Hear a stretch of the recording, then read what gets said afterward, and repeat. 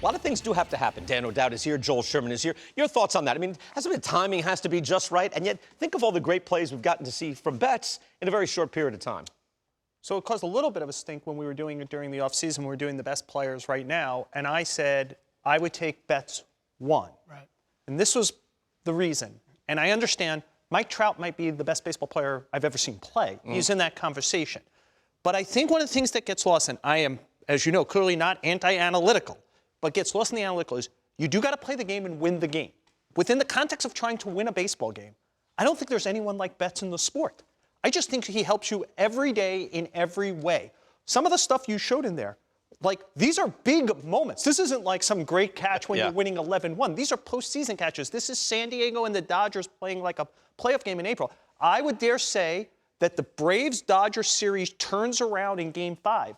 When he makes a shoestring catch, think about, if you remember his post-game press conference, the athletic IQ. The first thing he said is, I couldn't leave my feet because if I fall, he scores from third base easily. Like the ability to think and play at the same time at the highest level, which he does on the bases and in the field besides at the plate, is great. The great catch against the Padres, he's playing center field. Like Bellinger's out. Like you move him there and he's an elite center fielder. He is a great player because there's nothing on a baseball field he doesn't excel on, including thinking the game extraordinarily well at the highest speeds under the most pressure.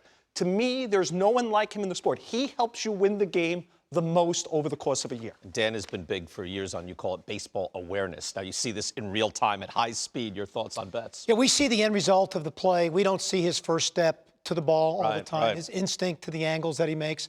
The play that you just saw, and Joel talked about it, think about the fact, BK, he's at full speed, he makes the dive, but he has the awareness to take his other hand and push the ball into the glove, because if you look at the replay, he could have very easily, that ball could have popped out if he didn't follow with because he gets it in his heel. Correct, yes. Yep. And, you know, if you think about it, the only position for me historically where a defensive player has taken over the league, so to speak, is the position of shortstop.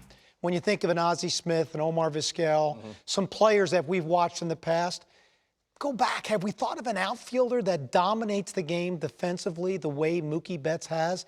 And the enthusiasm he shows to play the game defensively. And this is one area that, for me, analytics has really made a huge difference in the game, because now we can really quantify and measure a player's impact to his team's wins defensively. And Mookie Betts deserves every penny he gets, even if he struggles somewhat offensively from time to time, because his baseball acumen to play the game defensively is just at a different level than anybody else. Can I throw in one other thing that I've been thinking about a lot recently, which is we believe with the defensive shifting and the strikeouts raising every year, like you don't have to have a great defense. And I would argue the opposite. The ball isn't in play as much, so people aren't used to playing it. And I feel like I'm seeing more mistakes when people handle the ball because I think they're unfamiliar with handling it. But also, even with the strikeouts, walks, and hit by pitches, more than 65% of plays end with a ball in play.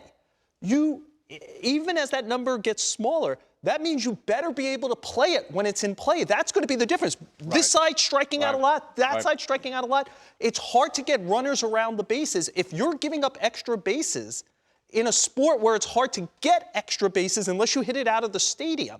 I think the value of great defense, which gets poo-pooed because, I'll just play my shortstop here and my second baseman there, I actually think it's as important as it's ever been.